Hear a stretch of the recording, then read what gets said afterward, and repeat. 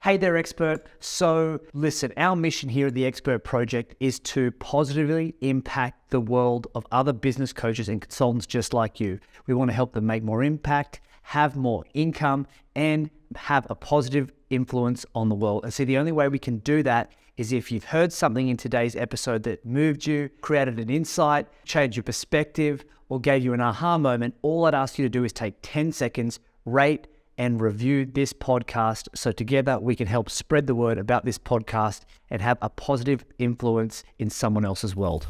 Who here felt really excited and motivated in the last 2 weeks? A day where they've gone, everything feels so good. I'm really excited. I'm really motivated. That was what I call a state. So when people do marketing, you don't talk about happiness and the state. It's too fluffy. People go, that's so good. I'm really happy that that person's excited. You talk about the outcome first and the state that you got them in to create that outcome. Unless you can link the state to an outcome that they want or they might want, the value in that state is not commercially viable or realized. Hey there, expert. Rana here. See, the wealthiest business coaches and consultants see business success as the system. This podcast, The Expert Advantage, contains real-world, in-the-trenches business advice that our clients use to gain a strategic advantage in growing their million-dollar expert business. It's my hope that you use these short lessons and insights to gain your strategic advantage in growing your expert business, and maybe one day soon partner with us at the Expert Project to take your expert coaching and consulting business to $1 million and beyond. I hope you share and enjoy. There's a real interesting question that keeps coming up time and time again, and I have to constantly remind myself in marketing how to overcome and how to reframe this. A lot of people have what I call there's like soft versus, so soft feelings. Soft equals feelings, thoughts. Hard, tangible actions are things you can see and measure. So soft outcomes, hard outcomes. And what I look at with a lot of people when I'm talking to them in marketing, it doesn't matter how good your offer is or you think it is. If you speak, and a lot of people will speak in one of these more than the other, right? They're either they start with intangibles or they're really good at tangibles. Now, if you're in an accounting industry, for example, if you're in something to do with like numbers, figures, data, easy to do tangibles often. But if you're in the self-help development space, harder to do. Just a quick question. When I go through this, where would you say you are more aligned? Would you say that in your marketing, your offer is closer to intangible or closer to tangible? Closer to warm, fluffy, soft thoughts, feelings, or closer to harder, more tangible, measurable, outcome-based, or is it even? So here's the question. Here's the thing that I want everyone to sort of take a note of. And I'll try to say this as simple as possible. Intangibles, when you think about anything that happens in your life, does everyone remember a day they had that was in the last 2 weeks where they felt really excited and motivated? Just in the chat, who here felt really excited and motivated in the last 2 weeks? So a day where they've gone, everything feels so good. I'm really excited. I'm really motivated. Anyone feel that? Like energetic, excited? Yep. Just like that. Great. Intangible. So I just want you to sit with that feeling for a second, because this is a perfect example of giving you guys an idea of how this works. Now, that was what I call a state, right? That's a state of being. State of being is, so if I look at it, there's a state. So the state that you're in is a state. I'm in a state of I'm motivated, I'm excited, I'm angry, I'm frustrated. There's a state. So an outcome for someone is potentially first, if you're in the intangible space, it's to change someone's state, right? So you go, we're going to help take you from this state to that state, right? Everyone get that? It's so simple, but it's not easy to explain. So if I go, right now your team's dysfunctional and unhappy, we're going to take them to functional, motivated, and excited. That's really good. But when it comes time to paying for it, unless you can link the state to an outcome that they want or they might want, the value in that state is not commercially viable or realized. No one's going to pay you to excite their team. You think they are, but when they're in that state, then it helps them create what? See what I mean? So you go, you're going to move, we're going to help you get that, go from unhappy to happy. When you're happy, we're going to help your team create this and this and this. And most of the time, if you're in an intangible space, they will tell you the outcome they want. They will tell you. And for most of you, you will know that when people that you help reach this state, these are the possible outcomes that you can help them create. So when teams or when a leader is more motivated or more cohesive, what is possible from what measurable changes have you seen? So when people do marketing, you don't talk about happiness and the state. It's too fluffy. People go, oh, that's so good. I'm really happy that person's excited. You talk about the outcome first and the state that you got them in to create that outcome. So it's a loop. Does everyone, I hope you guys can just bear with me. This is so important because people are always like, I'm finding it so hard to get my intangibles to tangibles. Well, okay, let's say that someone is happy and they are a CEO and they lead a team of 100 people. Work with me here. If you've got a happy CEO who works with 100 people, what outcomes is he more likely to bring to the company? What outcomes is he most likely to achieve for the company? Increase what? Let's talk tangibles. Yeah, targets. And then you go, what? Yeah, profitable. Increase profit. Increase the targets. And you could go, what kind of targets? You could break that down. Yep, increase staff retention. Yep, find more opportunities. Because when you're happy, you've got more space. You're more open to opportunities, which equals increased market share. Can you guys see what we've done? Innovation, the chances to innovate, right? Out and innovate, increase customer satisfaction. You're just brainstorming here, guys. There's no right or wrong. This is perfect. Exactly what I would do. So you go, okay, so why would people go, I just help CEOs become happy? What's more powerful?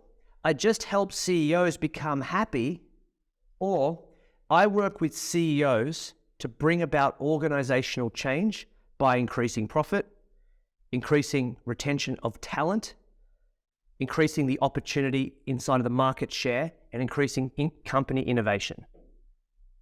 Is a company more likely to pay you to keep their CEO happy, or is there a company more likely to pay you to keep their CEO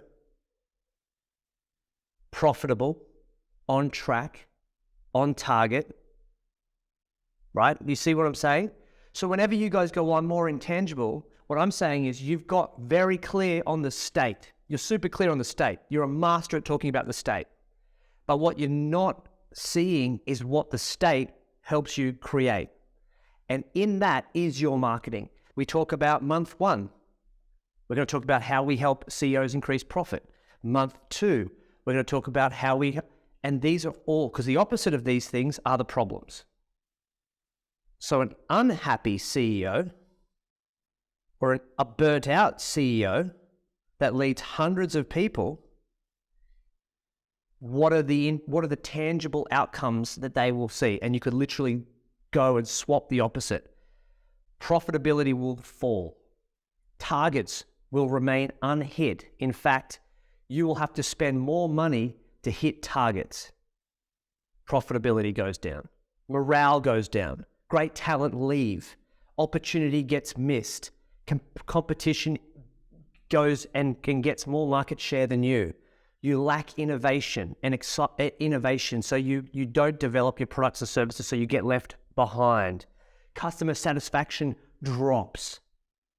That's powerful, right? Like now you're talking marketing. If I was to start a webinar, that's exactly how I would start a webinar. But so many people, I was on a webinar the other day, and the guy's like, I help CEOs become more motivated and efficient. And I'm like, well, that's boring. That doesn't make you want to, like when someone goes, when someone says to you, I'm going to help you become more motivated and excited, do you go, take my money? First thing you do is go, well, you like, don't tell me how to feel.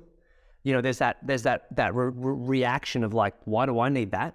And the second thing that you want to do is you don't understand why that would be even beneficial to you at all. Just because you don't talk about their exact problem doesn't mean they won't bring it, but you have to decide on what you stand for, because if you don't stand for anything, you'll sell nothing, right? So you go, I'll help happy CEOs.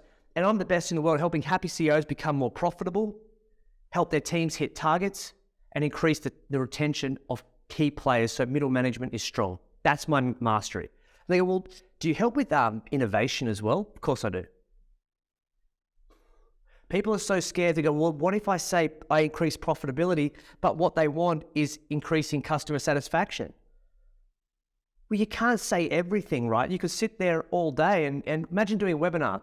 I help CEOs become happy to create increased profit, targets, retention, opportunities, innovation, customer satisfaction. Like it's too much. So let me pause for a second. Those of you who are intangibles, and it's like 90% of you,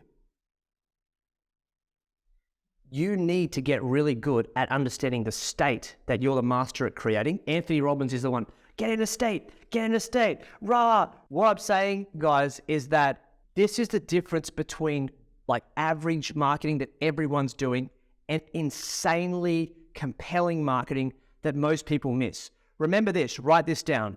If you find it difficult, they also find it difficult. So if you find this difficult, your competition is finding this difficult. The difference between you and your competition is that you're willing to do the work to overcome this challenge so you can lead the market. I'm in one of the most competitive industries on earth, marketing, coaching, and consulting. Just like sit with that for a second. So when people say, oh, it's hard, my marketing, my industry is saturated with people who think they're great marketers and salespeople. And so I've got to constantly innovate this space for me, my team, the business. So when you guys look at it, you go, look, end of the day, if you're struggling with it, so are they. If I'm finding something a challenge, rest assured, my competition are also finding it challenging. It's just who is willing to find the solution.